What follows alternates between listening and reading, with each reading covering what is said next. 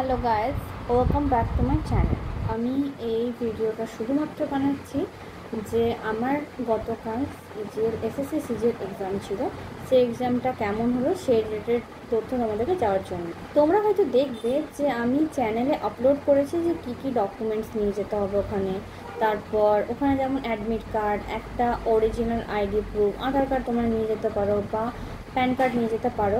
তাছাড়া দুটো passport size colour photograph নিয়ে যাবে, ট্রান্সপারেন্ট ওয়াটার বটল, যদি ট্রান্সপারেন্ট হয় হোয়াইট কালার হলে বেটার, বা যেরকম মিনারেল ওয়াটারের বোতলগুলোতে জল খাওয়া হয় সেগুলোর ওই ওপরের ওই কভারিংটা হাঁটিয়ে দিলে ওটা অ্যালাউ করছে। আমার যেহেতু হোয়াইট ছাড়া অন্য কালারের বটল ছিল, তো আমার ওটা না অ্যালাউ করেনি, ওখানে সাবমিট করে নিয়েছিলাম। বাট তোমরা চিন্তা করো না, ওখানে জলের ব্যবস্থা রয়েছে, ওখানে এক্সাম সেন্টারে ঢোকার আগে ওয়াশরুমের ব্যবস্থা রয়েছে। আর একটা সাজেশন, যে তোমরা কেউ মেটালের কোনো কিছু জিনিস পরে যেও না, এই যে ইয়াররিংস এই টাইপের জিনিসগুলো। আমি কিন্তু হাতে খুলে গেছিলাম, রিংস টিংস আমি কিন্তু কিছু হাতে পরিনি। এবারে চলো বলি, আমার তো এই এডুকেটিভ প্যাটার্নে প্রথম এক্সাম দেওয়া, তো কেমন হলো এক্সাম। দেখো, কোয়েশ্চেন খুব একটা হার্ড ছিল না। যদি আমি পার্ট ওয়াইজ বলি, তো আমার ইংলিশের কোয়েশ্চেনটা ঠিকঠাক লেগেছে, বাট ইংলিশের ভয়েসগুলোতে একটু ব্রেন খাটাতে হচ্ছিলো, ভয়েস ন্যারেশনগুলোতে একটু প্যাটার্নে চেঞ্জ হয়েছে। বাকি এরর কারেকশন এসেছিলো, অ্যান্টিনোসিনো ছিল, ওয়ান ওয়ার্ড সাবস্টিটিউশন ছিল। খুব একটা ইজি না হলেও মডারেট লেভেলে ছিল, করা যাচ্ছিলো।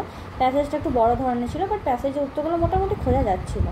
এবারে বলি রিজনিংয়ের কথা। রিজনিং মোটামুটি ইজি টাইপেরই ছিল, তুমি সলভ করতে পারবে। আমি 25-এর মধ্যে 24টা সলভ করতে পেরেছি। ম্যাথ মোটামুটি ছিল, ম্যাথ যাদের মোটামুটি ম্যাথ অ্যাডভান্স লেভেলে ম্যাথ প্র্যাকটিস থাকে তারা ম্যাথ ভালো করতে পারবে। মোটামুটি হয়েছে ম্যাথ পোর্শনটা। আর ম্যাথে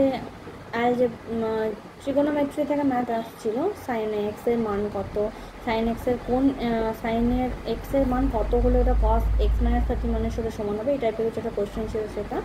আর লাস্টে বলতে গেলে জিকে পোর্শন কিছু 2024 থেকে জিকে ছিল, আমি যেমন নিজেরটা দেখলাম। টনি মরিসন একটা কোয়েশ্চেন করেছিলাম যে বিলাভেড নোবেলের জন্য কোন রাইটারকে পুলিৎজার প্রাইজ দেওয়া হয়, কোন একটা অ্যাওয়ার্ড দেওয়া হয়, তো সেটা আমি বললাম টনি মরিসনকে। এটা আমার ইংলিশ অনার্সের একটা টপিক ছিল, সেই জন্য আমি করতে পারলাম। তোমরা আমার কমেন্টে এসে জানিয়ে তোমাদের পরীক্ষা কেমন হলো, আর ফার্দার কিছু কোয়ারিজের জন্য আমাকে কমেন্টে এসে জানো, আমি বলে দেবো সব কিছু। আর হ্যাঁ, আমার সেন্টার পড়েছিল দুর্গাপুরে, কমলপুর শান্তিনিকেতন পলিটেকনিক কলেজ। জায়গাটা প্রচণ্ড ছিল, যেতে আমার প্রচুর অসুবিধা হয়েছে।